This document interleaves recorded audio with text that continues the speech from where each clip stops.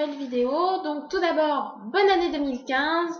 Voilà, je vous souhaite vraiment tout plein de choses, de la réussite dans tous les projets que vous entreprendrez, dans vos études, dans votre vie familiale, dans votre vie personnelle, une bonne santé. Voilà, je vous souhaite vraiment tout le bonheur qui est possible d'avoir, qui vous est possible d'avoir. Je m'excuse pour la qualité de la vidéo, j'ai oublié mon appareil photo chez moi, voilà, et du coup, enfin chez moi, chez mes parents, et du coup, vu que j'ai envie de tourner pas mal de vidéos d'ici fin janvier, bah je vais pas attendre seulement la semaine prochaine pour commencer, donc je suis désolée pour la qualité de la vidéo, il y aura peut-être une ou deux vidéos avec cette qualité-là, mais vous inquiétez pas, la bonne qualité va revenir un petit peu plus tard. J'attendais vraiment avec impatience la fin de cette année 2014 parce que d'un point de vue personnel, l'année 2014, ça n'a pas été la joie. Mais vraiment pas, ça a été même très dur émotionnellement parlant, même si c'est passé de bonnes choses durant mon année 2014, les derniers mois ont été assez durs du point de vue familial. Bon, au final, il y a des choses qui vont un peu mieux, et il y en a d'autres pas vraiment, et il y en a d'autres qui sont un peu irrévocables, j'ai envie de dire, voilà, quand quelqu'un s'en va, elle peut pas, voilà, ça ne changera pas. Donc j'attends beaucoup de cette année 2015. Malheureusement, elle commence pas très bien, comme on a pu le voir dans les journaux ces derniers jours. Mais aussi, bah personnellement, c'est pas, voilà, c'était la période de partiel, ça s'est pas très bien passé.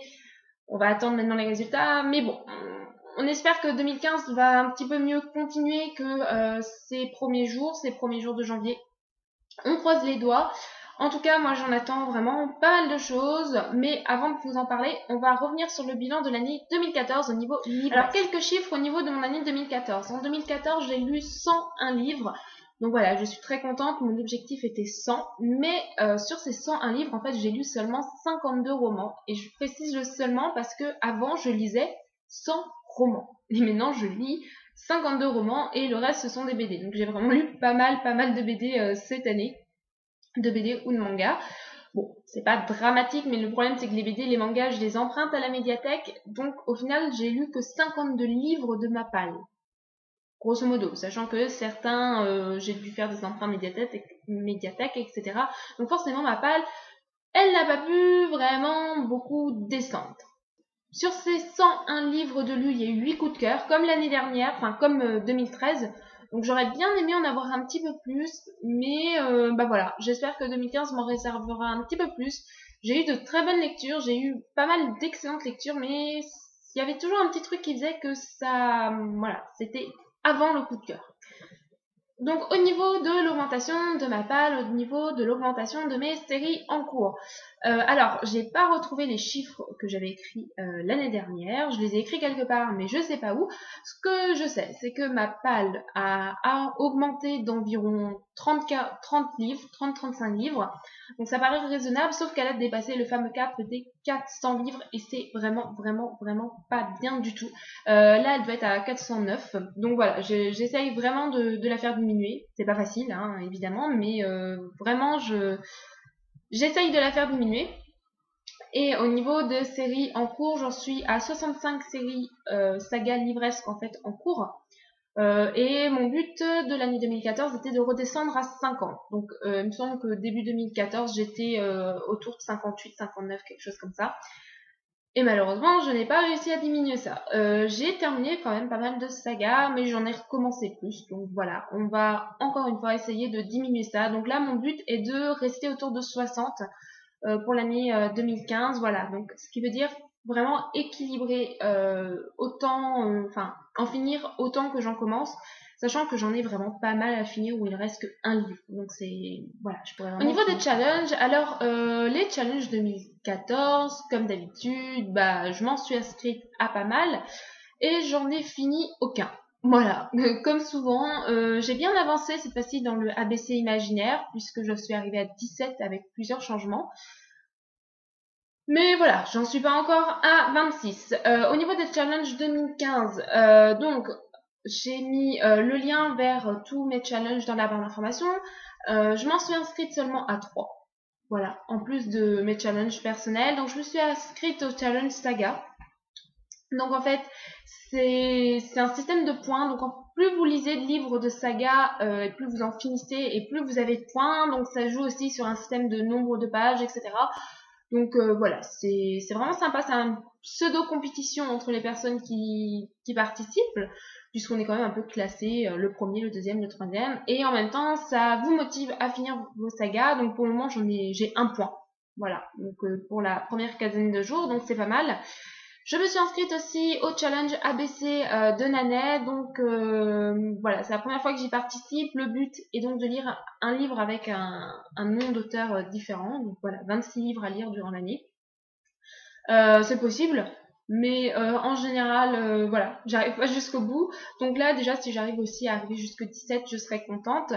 Donc si vous avez envie de trouver des informations, donc dans le lien sur mon blog, il y a un lien directement vers Topic Livre Addict.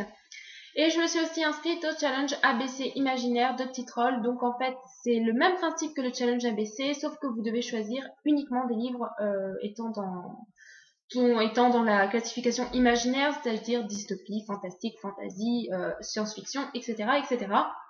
Donc voilà, donc c'est un challenge que je fais déjà depuis 3 ans. J'ai jamais réussi à aller jusqu'au bout. Donc cette année, c'était la première fois où je lis autant de livres. Donc j'espère vraiment pouvoir atteindre au moins la vingtaine. Dans les deux, en tout cas, je m'en donne les moyens. Enfin, j'essaie. J'essaie.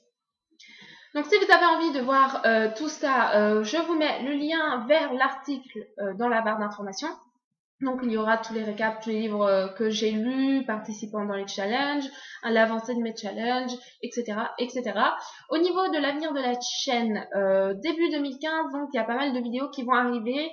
Donc déjà l'email mailbox du mois de décembre avec voilà, tous les livres qui ont rejoint ma palle, plus les cadeaux de Noël, pardon.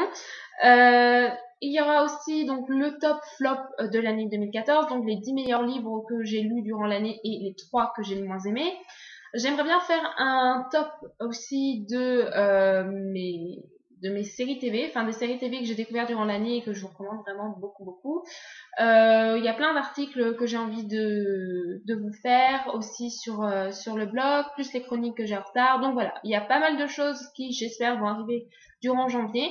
Donc évidemment, il faut que je m'habitue aussi à mon nouvel emploi du temps, mais voilà, je suis vraiment très motivée pour ce début d'année et j'ai envie, voilà, de m'investir encore plus sur ma chaîne, de m'investir encore plus sur mon blog et j'espère que vous serez nombreux à répondre à cet investissement. Alors on va terminer cette vidéo avec un petit tour de mes premières lectures 2015. La première est donc, que j'ai terminée, est donc le tome 1 de Alpha et Oméga, Le Cri du Loup de Patricia Briggs, publié aux éditions Milady. C'est un livre que j'ai commencé il y a quasiment un an et demi. Ouais, ça date vraiment, vraiment beaucoup. Pourquoi j'ai mis autant de temps à lire? Alors tout d'abord parce que je l'ai mis 2 fois en pause. Donc la première fois, quand je l'ai commencé, je venais de terminer assez récemment un livre de Mercy Thompson. Et cette histoire, en fait, cette nouvelle série est dans l'univers de Mercy Thompson, mais les personnages, en tout cas la nouvelle héroïne proposée, est absolument différente. Et en fait, j'arrivais pas à séparer les deux personnages, c'était vraiment trop récent. Je m'attendais à avoir un personnage comme Mercy Thompson et Anna est vraiment pas du tout comme ça. Anna est un personnage brisé, vraiment très fragile, qui essaye de reconstruire, quand Mercy Thompson est elle, un personnage qui a vraiment un caractère fort, qui a une joute, voilà, un caractère bien trempé, auquel vous assistez à pas mal de joutes verbales, etc. Bah, Anna, c'est vraiment pas tout le contraire, mais quasiment. Elle est forte, mais il faut lui laisser le temps, et du coup, c'est un personnage auquel j'ai eu du mal à m'attacher, non pas parce que à cause du personnage, mais à cause du fait que j'avais lu Mercy Thompson trop rapproché.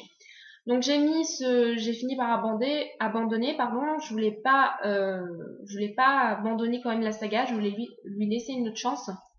Donc j'ai mis ce livre en pause et je l'ai repris d'ici le mois d'octobre-novembre, quelque chose comme ça, ou août. Voilà, dans le but de participer à une lecture commune. Mais je sais pas, je l'ai traîné. Au final, j'ai eu pas mal de services presse qui sont arrivés. Et donc pour respecter les dates, bah, je l'ai encore mis en pause et j'ai fini enfin par le finir au mois de janvier, le 2 janvier. Voilà, c'est vraiment le premier livre que j'ai terminé. Et au final, j'ai bien aimé. J'ai bien aimé. La fin, ça s'active un peu. Le début est peut-être un peu long à s'installer, mais enfin, en même temps, étant donné que je connais l'univers de Mercy Thompson, c'est vrai que j'ai pas besoin de toutes les explications que l'auteur peut nous donner. Mais voilà, j'ai bien aimé, j'ai bien apprécié cette lecture. Je compte lire la suite. C'est pas aussi bien que Mercy Thompson. En tout cas, j'ai pas autant apprécié que je n'ai pu apprécier Mercy Thompson, pardon. Mais c'est vraiment un très bon tome d'introduction. Donc voilà, la suite à venir prochainement, je pense, dans mes lectures. Premier coup de cœur de l'année 2015, il s'agit de Sans attendre de Jennifer Eccles, publié aux éditions Castelmore, donc un livre que j'ai reçu via une masse critique Babelio. Alors je vous avoue que j'ai un peu choisi ce livre, j'ai participé au tirage au sort de ce livre, un peu sur un coup de tête. Quand Babelio m'a dit que j'allais le recevoir, je me suis dit mince, au final il ne tentait pas plus que ça. Et j'ai vraiment dévoré. Alors le premier chapitre est un peu longuet, il m'a un petit peu refroidi, mais dès la fin du deuxième chapitre, donc dès le début du troisième, j'étais vraiment dedans. J'avais vraiment envie de savoir comment tout ça allait se peaufiner. Je me suis vraiment très bien attachée au personnage, donc le personnage de Lee, qui est une jeune fille complètement livrée à elle-même. Voilà, sa mère s'occupe absolument pas d'elle et qui n'a qu'un rêve, c'est de voler, de voler en avion, hein, de devenir pilote. Et pour accéder à ce rêve, malheureusement, il faut de l'argent qu'elle n'a pas. Donc, elle décide de travailler à l'aéroport et de se rapprocher un petit peu plus de son rêve. Et à l'aéroport, il y a les fils jumeaux du propriétaire, donc Alec et Grayson. Et voilà, donc à partir assez récemment, au début, en fait, Grayson décide de faire chanter Lee. Voilà, et à propos d'un terrible secret, comme c'est marqué dans la couverture, mais ce secret n'est vraiment pas si terrible que ça au final. Je m'attendais vraiment à autre chose. Mais voilà, donc il décide de la faire chanter. On sait pas trop pourquoi, je vous dirai pas comment il a fait chanter, ce qu'il lui demande. Mais c'est vraiment super prenant parce que il y a une certaine tension en fait entre Lee et Grayson et vous êtes vraiment à fond dedans. Lee, donc c'est vraiment un personnage fort, avec un caractère un caractère assez fort aussi, qui ne se laisse pas marcher sur les pieds, qui a du répondant, notamment avec Grayson, avec qui on assiste à des joutes verbales vraiment marrantes, en fait, vraiment, on sourit. Le personnage d'Alec est quant à lui vraiment super doux, super sensible, c'est vraiment une crème en fait, voilà, on est là. Il est tellement gentil. Et puis le personnage de Grayson, c'est le ténébreux, enfin le mec c'est sombre, torturé, voilà, vraiment un peu auquel on s'attache forcément tout de suite, où on a envie de gratter sous sa carapace pour voir ce qu'il cache, etc. Et donc vous avez ce trio et j'ai vraiment apprécié la lecture, ça se lit tout seul, il y a plein d'émotions, c'est fort, c'est beau, voilà, j'avais vraiment envie de voir où est-ce que cela allait nous mener, qu'est-ce que cachait Grayson, pourquoi il faisait ça, etc. Plein de questions auxquelles on trouve ses réponses au fur et à mesure. Donc vraiment un gros coup de cœur pour ce livre et je vous le recommande beaucoup. Et pour ce début d'année 2015, j'ai commencé à lire des BD avec le deuxième cycle de la saga Elf. Donc j'ai lu le tome 6, La Mission des Elfes, le tome 7, le tome 6 c'est La Mission des Elfes Bleus, le tome 7 c'est Le Cristal des Elfes Sylvains. Donc voilà, c'est les deux seuls que j'ai lus. Je vous mets un petit tourniquet maintenant.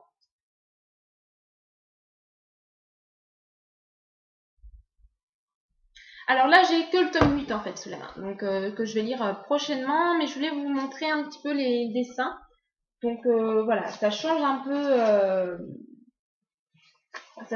peu selon les BD parce que c'est pas forcément les mêmes dessinateurs, mais on reste dans un graphisme vraiment superbe. C'est super bien dessiné, c'est de la fantasy pure et dure. Donc tous les amateurs de fantasy se régaleront avec des dessins magnifiques. Ces BD sont voilà, franchement, elles sont géniales et je suis très contente que ma bibliothèque continue de se les procurer. Donc voilà, donc ça c'est le tome que je vais lire prochainement, le tome 8. Et le tome 9 est paru récemment, je pense, et le tome 10 n'est pas encore paru. Donc voilà, hâte de voir la suite que vont nous proposer les auteurs. Et ma lecture en cours, il s'agit du tome 3 et dernier tome de Contes du Royaume de Sarah Pimborous, Beauté, publié aux éditions Milady. Voilà, alors franchement, c'est la couverture que je préfère, violet en plus, donc ma couleur préférée. Donc pour le moment, j'ai lu 9 pages. Oh, 12, pardon. voilà, donc en gros je l'ai pris avant d'aller me coucher, histoire de lire. Donc c'est pour une lecture commune, donc voilà. J'espère qu'il va me plaire autant que les 2 premiers tomes.